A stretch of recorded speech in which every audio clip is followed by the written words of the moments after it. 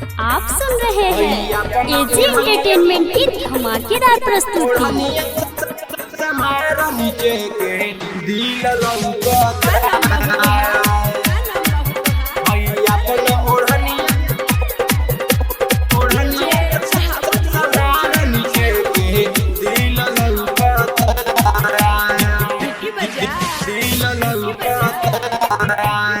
Mix by AG recording studio.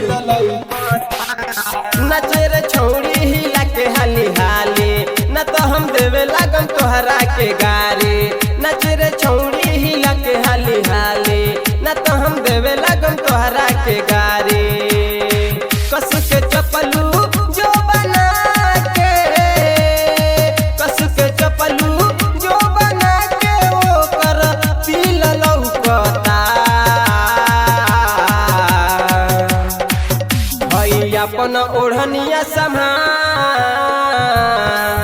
हई अपन ओढ़निया संभार, नीचे के दिल लौकता। हई अपन ओढ़निया संभार, नीचे के दिल लौकता। नच रे छौड़ी हिला के हाली हाली, न तो हम देवे लागम तोहरा के गारी। नच रे छौड़ी हिला के हाली हाली, न तो हम देवे लागम तोहरा के गारी। कस के चपलू जो बना के, कस के चपलू जो बना के वो कर तिल लौकता। हई अपन ओढ़निया संभार, हई अपन ओढ़निया संभार, नीचे के दिल लौकता। हई अपन ओढ़निया संभार, नीचे के दिल लौकता।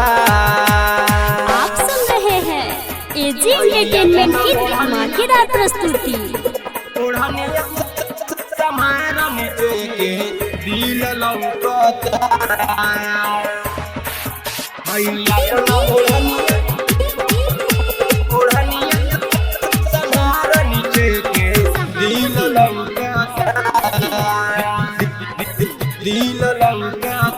Mix by AG recording studio. बोला तारू बढ़ी चढ़ी तू लबर लबर, देहिया पर अपना तू डाल तनी कभ, देहिया पर अपना तू डाल तनी कभ। बोला तारू बढ़ी चढ़ी तू लबर लबर, देहिया पर अपना तू डाल तनी कभ। ना तो सारा लइका सो, ना तो सारा लइका खाई बुझी पछता।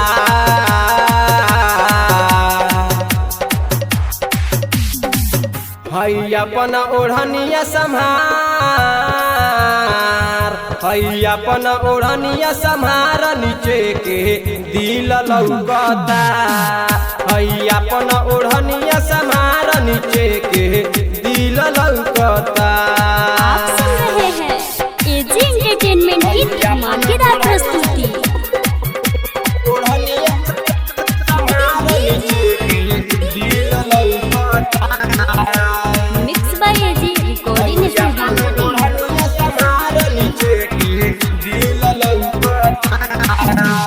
तोहरो जवानी सब कदी जियान हो, सन की जब झुना करी तोहरो नेवान हो, सन की जब झुना करी तोहरो नेवान हो।